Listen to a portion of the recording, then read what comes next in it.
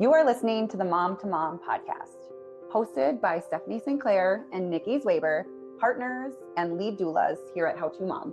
We're moms, we're professionals, and we're here to make motherhood feel a little less heavy and far more supported. How to Mom is a community built for real life. From pregnancy and birth to postpartum and beyond, we support families through education, connection, and care. Our team of birth and postpartum doulas work with families every day while also sharing stories on our podcast and our blog to curate trusted resources for moms in the Twin Cities and beyond. On this podcast, we talk about the real stuff, the stories that stay with you, the questions you're already asking, and the moments that feel hard, hopeful, and everything in between. Absolutely. You will hear honest conversations, expert insight, lived experiences, and reminders that you are not doing this alone. This is Mom to Mom. We're so glad you're here. And now, on to today's episode. Today, we are talking about something that surprises a lot of expecting parents, and that is the discussion about pushing positions during birth. Many people just automatically picture themselves giving birth, lying on their back in a hospital bed. Let's be honest, that's what we see here in our society on all the movies and all the TV shows. Yes, I think I also still hear from some clients that we work with that, oh, so it doesn't happen like that? Yep. Not really. Or just like, I've never thought about that. Yeah. That's a new question. Yeah.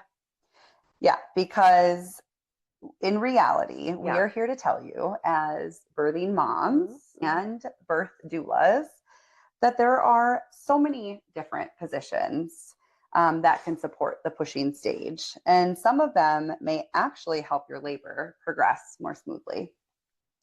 And as doulas, we love helping families learn about these options so that they can work with their body and with gravity to give birth. Yep. Especially when we start off this conversation talking about why position matters. Pushing position, your baby's position, your pelvic position. It's all about positions, baby. Because the positioning of how you're pushing, where your body is in space, really does create the environment for baby to come down a little bit easier. How wide your pelvis is. We can do a lot of work with the inlet and outlet just by moving your knees in and out. Nobody really thinks about that until we do that with them. How effective your pushing efforts can be, I think, is also a big part of positioning. Are you on your back? Are you giving space to your sacrum? Are you allowing your pelvis to be open and soft? I think is a big part of why we want to talk about the quote unquote best pushing positions today. Yeah. And I think too, just to start with like some basic education, we don't often think about our pelvis until we probably are preparing to give birth.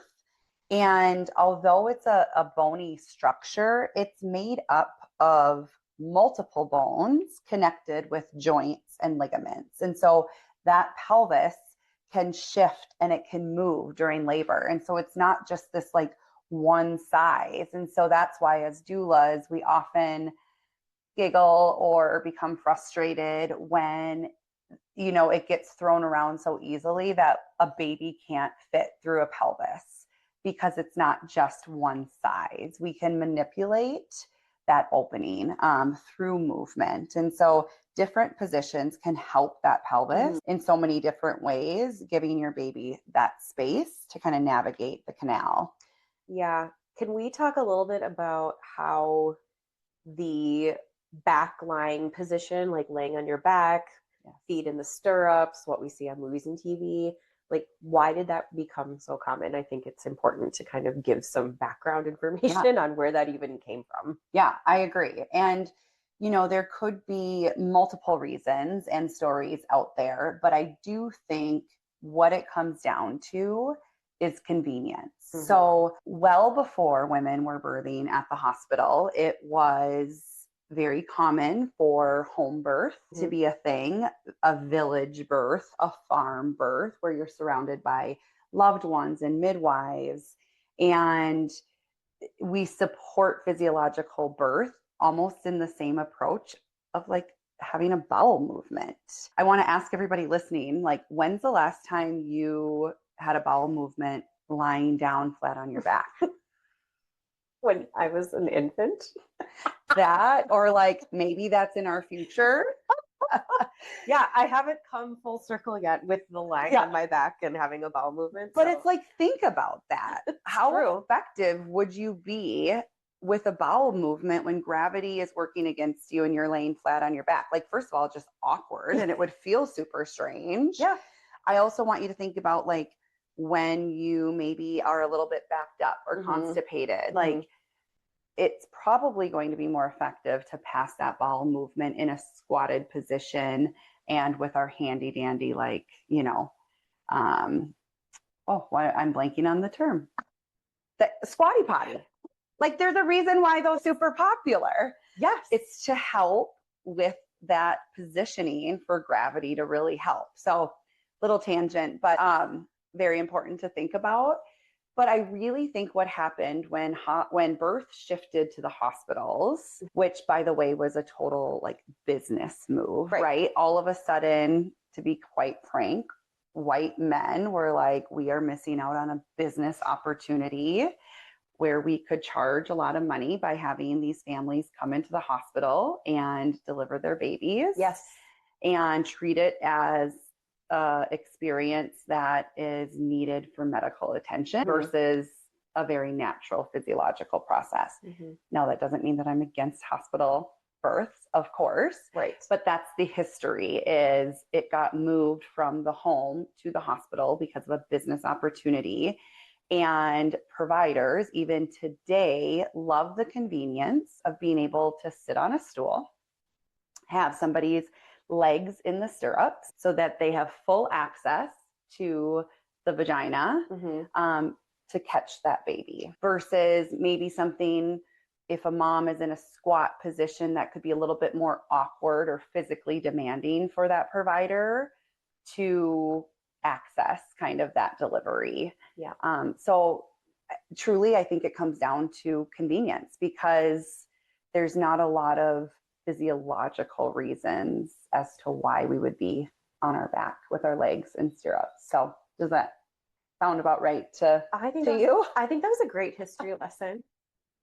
Yeah, I'm not a history professor by any stretch, but I'm sure everybody listening can connect the dots. I think so too. I also love that we shouted out a squatty potty. We're not getting any residuals for that, but everyone should have a squatty potty. Just they're in all our bathrooms. Yep, they really are. And I hope they're in all of yours. They should be.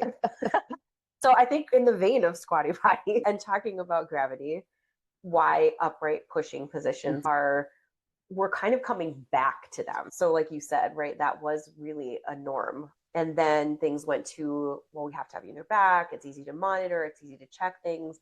But then again, we're seeing other kind of that cascade effect of the back pushing. So I think what we're seeing, and again, correct me if I'm wrong for you, but I do think a lot of providers are kind of encouraging now more of that upright, forward-leaning position, whether or not you are having a completely unmedicated birth or you chose a tool like an epidural. Yeah. And, you know, the three principles that most trainings provide, you know, when we're talking about physiological birth, the three principles that I know for sure Spinning Babies really focuses on, it's gravity, which upright positions, obviously gravity is helping us, movement.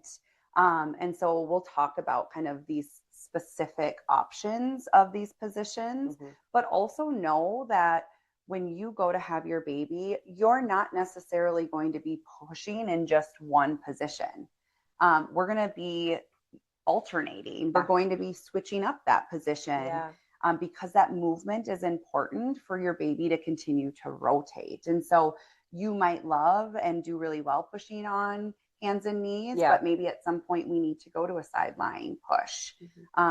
So gravity, movement, and then balance in the body. Those are really the three principles that we need to lean into when we're talking about how babies kind of navigate bodies and pelvises. So we know for sure, without a shadow of a doubt, that an upright position is absolutely going to invite gravity to play a role. Yes. So we say upright positions, squatting. First thing that comes to my mind. Squatting, you're increasing the opening of the pelvis, that natural sort of loosening of the hips, the psoas muscles, allowing gravity to assist with baby's descent and encouraging that strong, effective pushing. So when we talk about finding your power, especially when we talk about doing like a squat, squatting for a lot of women feels far more natural to get that rhythm, because squatting is similar to sitting on the toilet. So you are using your momentum, you're understanding what needs to move down. It's using your power, it's using your fundus, it's using your energy to push down to your baby. So that, I would say, is not the easiest. That's not what I'm saying. One of the most effective. Yeah. But for your own body, kind of muscle memory.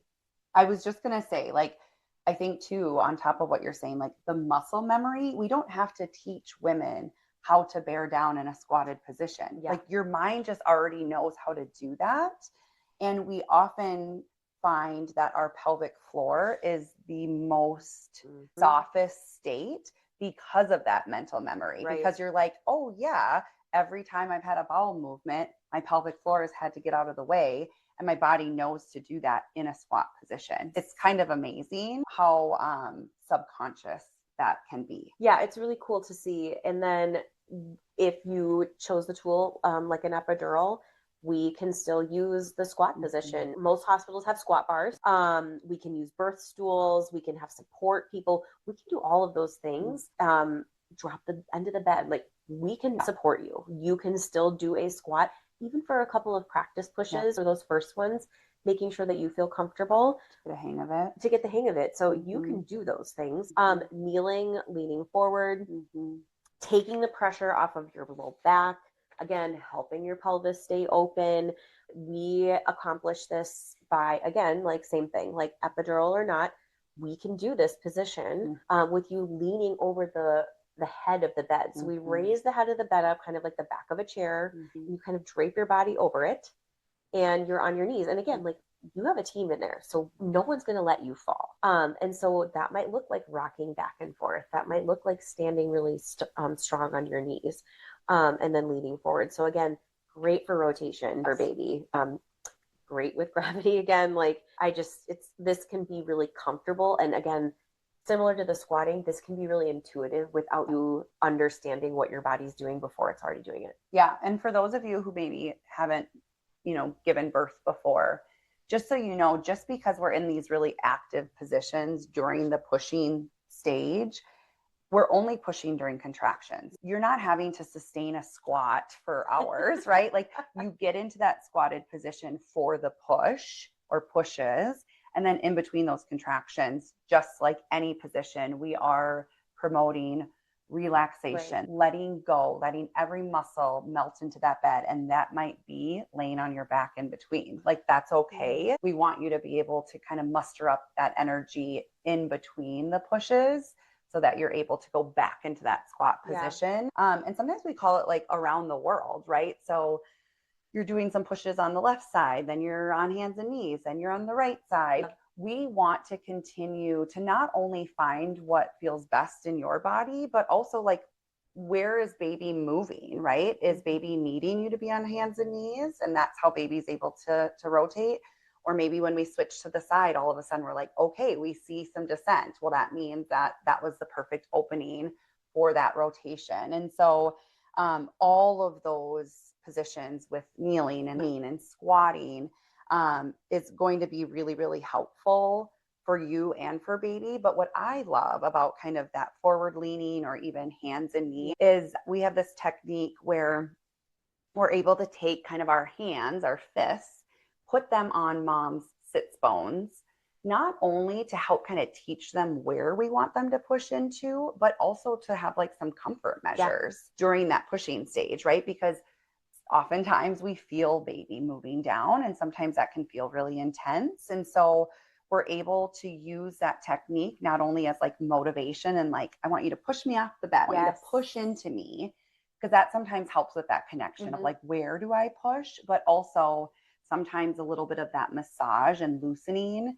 can feel really good too as your baby is moving down. So we just have access to a lot of those areas in those different positions versus you being on your back, meaning your tailbone and your sacrum is not accessible for us to help you in that process.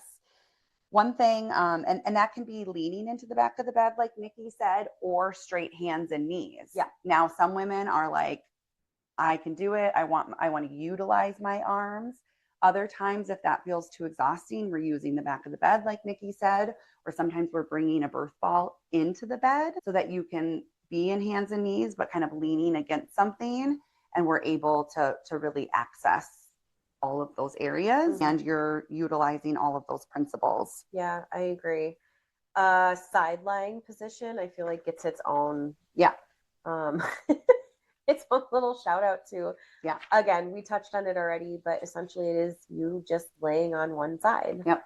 And again, your support team can be helping to hold up maybe you're just pulling back. Again, you're resting in between. So just all of these things are to change that pelvic inlet, outlet, give baby some other options to kind of move down and wiggle in. So yeah, super great for rest and effectiveness. And it can be very slight on your side. If you're feeling good on your back, but we have you just kind of slightly in a sideline position, or another technique that we like to use, whether it be because a mom is just loving being on her back, she's effective on her back. Sometimes, unfortunately, if it's a provider who's demanding that they be on their back, a great technique is to just like roll up a towel and place it underneath one of the butt cheeks, because then at least we're getting some movement for that sacrum versus being completely flat. But in addition to like all of these different positions, something that I want to make sure we talk about is closed knee pushing. Yes, give it up for closed knee pushing. So incredible, so effective. However, like it can feel awkward, right? Like it can feel like, is this doing anything? But to give you guys, for those visual learners, to give you something to kind of lean into. Don't do this if you're driving, but when you're listening to this episode, I want you to, with me, take your hands and place them underneath your bottom, underneath your sits bones. Now, if we have our knees apart, like that typical, stirrup position, our legs are as open as possible, our knees are as far apart as they can be, we actually feel those sits bones move closer together. Those sits bones are that's your outlet of your pelvis. That's where your baby's coming out of. So we can physically feel that we're actually making that a smaller opening. Now, when we take our knees and we put them together and our ankles apart, we can feel those sits bones move further away from one another, creating more space. So we're not saying that you have to deliver your baby closed knees, but in order to get your baby to like that crowning position, that closed knees technique can be super effective. Do you want your labor support plan to be just breathe through it, or actual tools that help? The Comfort Measures for Labor class from How To Mom teaches real hands-on ways to cope with contractions, movement, breathing, positions, and partner support that doesn't involve panic Googling mid-labor. This class works whether you're planning an epidural, no epidural, or let's see how it goes type of birth. Online, practical, calming, and confidence boosting. And hey, if you're a How To Mom client, don't forget to enter your discount code at checkout. Find more information at howtomom.com under courses. Now back to the episode. Yes.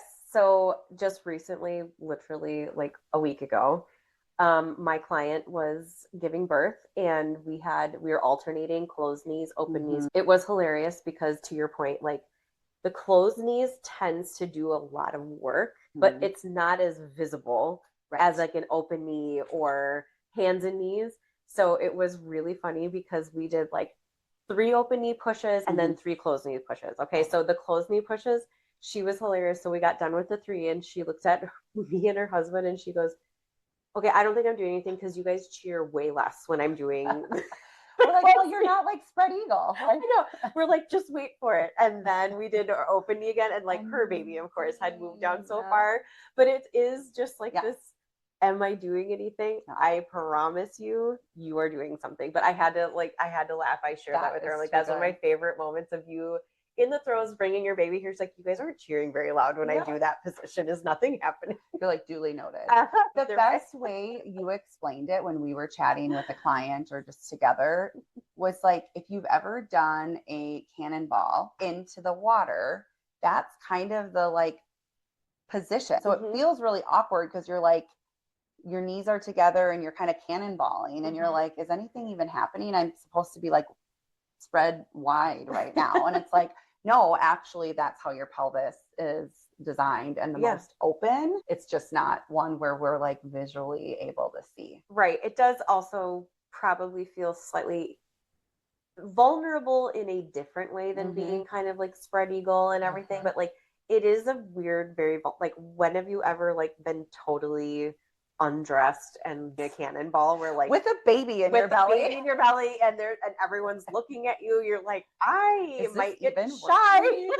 So totally get all of the reasons why it feels totally awkward, so effective. but trust us. Trust us. It's a beautiful thing. I also think too, we should make note that yes, there's great positions, but it also is just as important for our clients, for all women giving birth, to follow their body's urges. Even with an epidural, I am constantly encouraging clients to tell me when they feel that contraction build, because monitors are often delayed. Yes. And we really want to be pushing at that peak of the contraction. And even if a mom is like, I'm only feeling pressure, or I'm not sure, I will encourage her to connect with her body. I agree. And that she does know, and that she is the best one to tell us when it's the right time to push. And after, some encouraging words and a couple practices, they will start to say, oh, that's what I'm feeling. And then it's like, when they ask me, like, should I push? I will say, I don't know. You tell me. Like, what are you feeling in your body? Because your fundus is doing the work, and we want to be pushing while it's its strongest. And so I just want moms to know that like their intuition and those urges are for a good reason. And I just want you to lean into that and know that your instincts are a part of this process, regardless of interventions or not. Yep. I couldn't agree with you more. Love that. I also love, really quickly on that note, you told me about a client who instinctively just started like holding one of her legs out. Yes. Like she just was doing it on hands and knees, like going through all the motions, and then just like whatever her body needed, she just did without her knowing it. So it was like her right leg would come out a little bit and go straight back. Yep. That's what her body and her baby needed to rotate. Yep. And that's the thing. So like cool. We can suggest positions and, different movements, but when you witness somebody just instinctually move in a certain way, like take a moment to really like take that in and how beautiful that is, but also don't correct it. No. Like, let it go. That is her instincts. She knows, her body knows, her baby knows, and it's so cool. Watch and learn. And frankly. Such an honor. Yeah. Watch and learn. Agreed. I think too, before we kind of close on this topic, I will say an important note to kind of end on is flexibility is key. With anything birth related, we can have ideas, we can have strategies, we can plan, but that flexibility piece is really important. You can be somebody who's like, I would never push on my back. Like that goes against everything I want and desire. We actually just had a birth worker in the Twin Cities write a beautiful birth story. And she's been a birth worker for years, and she just had her first baby. And she's like, I would have never, ever agree to push on my back or think I would have agreed or wanted to. And she was like, and that's how I delivered my baby. So there was flexibility that needed to take place there, because you don't know until you're in it. And sometimes we have to make adjustments. And that's why as doulas, we never say anything is like bad or not recommended, because what if you get to a birth and you try all the positions and you try all the things and that baby's not moving? And then that client gets on her back and holy buckets, she's moving her baby. Right. Who are we to tell her to not push on her back? No one. I can't jump in her body. Right. Also, please keep in mind, everyone out there listening, but Steph and I see this quite often, and most birth workers do, but flexibility also comes with knowing that if you do need extra support, like maybe you are in a position where baby just needs some extra monitoring because of how the journey has gone. Any medical recommendations that are coming with your specific birth journey, right? So again, flexibility, knowing like there will potentially be something where we're going to make the best of it and you have a great support team, but just know like there will always potentially be some circumstances where we have to kind of weigh out all of the recommendations, what's best for you and baby. Sometimes there's a little detour, but that doesn't mean that we are throwing away all of the wishes. Exactly. Because truly there's no perfect position, and birth and pushing, it's not one size fits all. There are so many positions that can support the body's natural process, that can open the pelvis and help baby move down. I do want to note though, if you have a history of shoulder dystocia, I highly encourage hands and knees. Actually, for everyone, even if it's not during the delivery, but hands and knees can really help your baby get underneath that pubic bone. And sometimes that in itself can resolve a shoulder dystocia. So yes.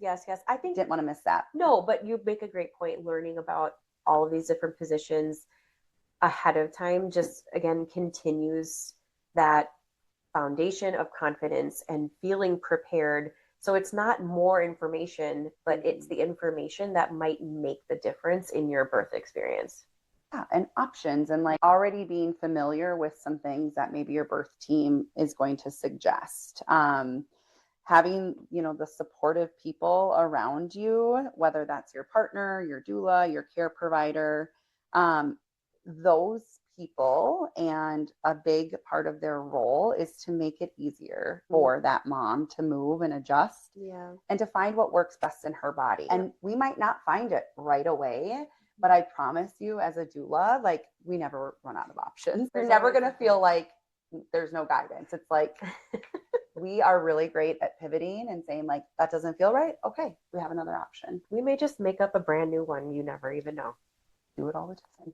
What about your client with the golf club?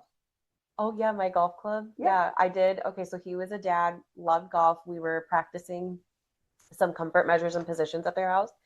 And it was hilarious because he was doing a great job, but he very clearly was the golfer. There were golf clubs all over their house. And familiar. My client, his wife said, "Do you have any that involve golfing?" As she like turned and looked around her living room. We're like, "Yeah, actually I do." I'm like, "Grab one of your strongest golf clubs, like bring it over here." And I made him hold the golf club out in front of him, and she hung on to the bar and did like a deep squat. And I was like, "See, I love it. We will figure it out. Like, you love this. We're going to incorporate that." And guess what? It worked. We are quick. We are quick. So just know birth is dynamic, and sometimes the best position is simply just the one that feels right in that moment. I hope today's episode was helpful, educational, and gives you some options and ideas for what that pushing stage can look like. And hopefully you can practice some of those positions just to start to feel comfortable in your body and to have an idea of the fact that this stage can look differently than, those movies that we've watched. Yep. Amen. Thanks for listening. Have a good day. Thank you so much for listening. For show notes, links, and more information, please visit our website at howtomom.com. That's HOW2MOM.com. And remember, whether you're a mom, a parent or a caregiver, you are doing great. It's progress over perfection, and we're all just figuring it out together.